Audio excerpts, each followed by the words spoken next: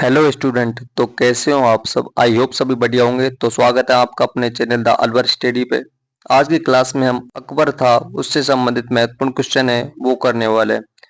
Last class में हमने 40 question Akbar से संबंधित कर लिए थे, तो इसमें भी 20-25 क्वेश्चन है वो हम अकबर से संबंधित करने वाले हैं। पहला क्वेश्चन है वो देखते हैं।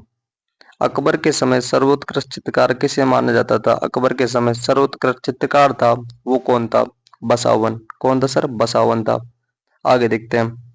गुजरात विजय की यादगार में अकबर ने किसका निर्माण करवाया था? तो गुजरात विजय करने के बाद अकबर ने कौन सी चीज का निर्माण करवाया अकबर ने?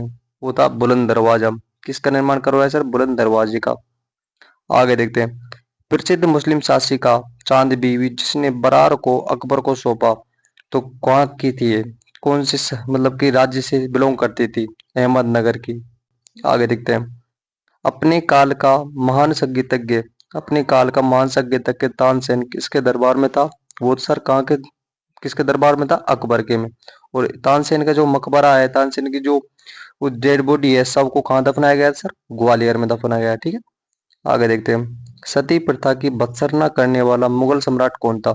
तो सती प्रथा की भत्सना करने वाला मुगल सम्राट कौन था सर? अकबर था। आगे देखते हैं। अकबर के शासनकाल में महाभारत का फारसी भाषा में अनुवाद किसने किया था? तो अकबर के शासनकाल में जो महाभारत चलती आ रही थी, उसका जो फारसी में अनुवाद किया था वो किस व्यक्ति ने किया था? रज्मनामा ने। किसने? रज्मनामा ने क्या किया था? फारसी भाषा में अनुवाद किया था। आगे देखते हैं। अकबर द्वारा बनवाए गए उपासना भवन या फिर पूजा गृह को क्या कहते थे? तो पूजा गृह को अकबर के शासनकाल में क्या कहा जाता था सर? इबादत खाना। क्या कहा जाता था? इबादत खाना। आगे देखते हैं हम। सम्राट अकबर द्वारा किसको जरी कलम की उपाधि से अलंकृत किया गया? तो कौन से व्यक्ति को जरी कलम की उपाधि थी जो दी गई, अकबर ने दी थी? वो दी थी सर मोहम्मद हुसैन। मोहम्मद हुसैन को क्या दी थी? अकबर ने जरी कलम की उपाधि दी थी। आगे देखते हैं। अकबर द्वारा बनाई गई कौन सी इमारत का नक्शा बुद्ध विहार की तरह है? तो अकबर द्वारा बनाई गई कौन सी इमारत ऐसी है जो बुद्ध विहार के सेम सेम लगती है? तो वो है सर पंचमहल। कहाँ पे? पंचमहल है सर वो। आगे देखते हैं।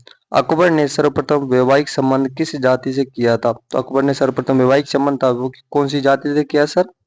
राजपूत। और राजपूत में भी कौन सी? कछुआ। कछुआ। ठीक है। आगे देखते हैं। अकबर द्वारा बनवाई गई या फिर बनाई गई श्रेष्ठ इमारत कहाँ पे है? तो अकबर द्वारा बनवाई गई, तो ये तो आपको पता ही होगा कहाँ पे? फतेहपुर सीकरी में। ठीक है। आगे देखते हैं। मुगल सम्राट अकबर के समय प्रसिद्ध चित्रकार कौन था? तो मुगल सम्राट अकबर के समय प्रसिद्ध चित्रकार था वो कौन था सर? दसवंत। कौन था सर? दसवंत था। आगे देखते हैं। हमीदा बानो बेगम कौन थी? हमीदा बानो बेगम कौन थी? अकबर की माता जी थी। आगे देखते हैं। अकबर ने साम्राज्य विस्तार का आरंभ किस विजय से किया था? अकबर ने जो साम्राज्य विस्तार करने का जो प्रारंभ किया था वो कौन सी विजय करने के बाद में जीता था? आप मालवा विजय करने के बाद में सोचा था उसने कि अपने जो साम्राज्य है वो क्या किया जाए? बड़ा किया जाए। तो मालवा विजय के बाद में क्या किया उसने? विस्तार को आरंभ कर दिया। आगे देखते हैं। स्मिथ ने अकबर के किस अभियान को ऐतिहासिक द्रुतगामी अभियान बताया? तो स्मिथ ने अकबर के कौन से अभियान को ऐतिहासिक द्रुतगामी बताया? तो कौन सा अभियान था? गुजरात अभियान। आगे देखते हैं। अकबर का सबसे अंतिम विजय अभियान कौन सा था? तो अकबर के बहुत सारे विजय अभियान थे, तो अकबर का जो सबसे अंतिम विजय अभियान था ना जिसमें वो जीता भी था, तो वो कौन सा अभियान था?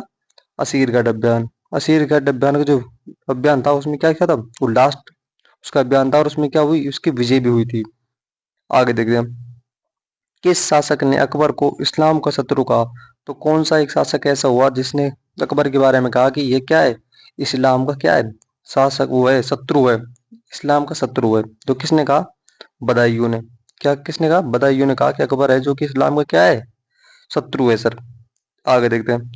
किस जाट नेता ने कौन सा एक जाट नेता ऐसा हुआ था जो बादशाह के मकबरे को हानि पहुंचाई तथा अकबर की कब्र को खोद कर उसकी हड्डियों को जला दिया? तो ऐसा कौन सा शासक, जाट शासक ऐसा था जिसने ऐसा कारनामा किया था? वो कौन था सर? राजा राम। कौन था सर? राजा राम था। आगे देते हैं।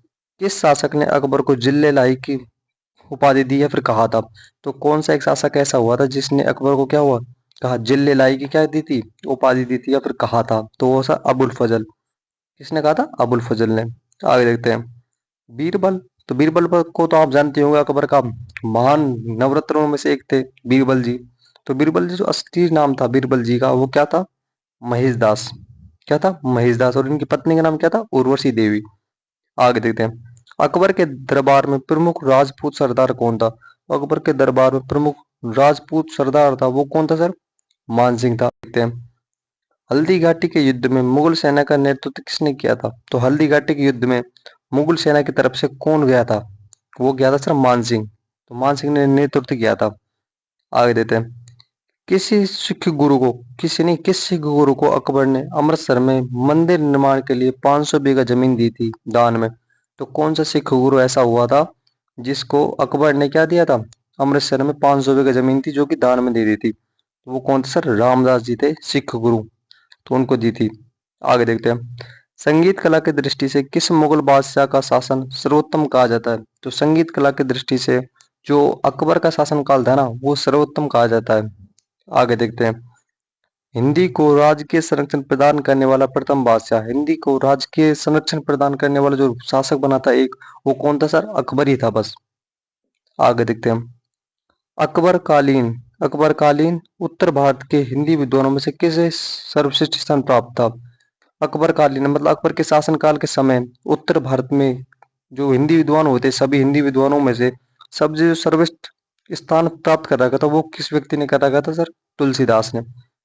आगे देखते हैं, अकबर की जो लगान व्यवस्था थी वो किस चीज पर आधारित थी? कौन से एक्ट पर आधारित थी या फिर कौन से यानी कि किस चीज पर डिपेंड करती थी? मनसबदारी व्यवस्था पर। किस पर? मनसबदारी व्यवस्था पर क्या करती थी? व्यवस्था आधारित थी सर उसकी लगान व्यवस्था। आगे देखते हैं, अकबर की अधीनता स्वीकार करने वाला कौन सा राजा प्रसिद्ध संगीतकार था? तो कौन सा एक राजा ऐसा था जिसने अकबर की स्वाधीनता तो एक्सेप्ट कर ली, अधीनता तो एक्सेप्ट कर ली, लेकिन वो महान संगीतकार भी था। वो कौन था सर? बाज बहादुर। ठीक है, बाज बहादुर। आगे देखते हैं, अकबर के शासनकाल में रानी दुर्गावती जो कहाँ की थी? गड़ा राज्य के विरुद्ध मुगल सेना का नेतृत्व किसने किया था? तो अकबर के शासनकाल में जो रानी दुर्गावती थी वो कहाँ की शासिका थी? गड़ा राज्य की थी। तो मुगल सेना का जो नेतृत्व था वो किसने किया था सर? उसके खिलाफ वो किया था सर आसफ खान ने। किसने? आसफ खान ने। ठीक है, तो thanks for watching. Please subscribe my YouTube channel. जो भी चैनल पर नए हैं तो प्लीज चैनल को क्या कर दो? सब्सक्राइब कर दो। और ऐसे ही मजेदार वीडियो के लिए चैनल को सब्सक्राइब कर रखो, लाइक कर दो और प्यारा सा कमेंट कर दो। मिलते हैं आपको नेक्स्ट क्लास में।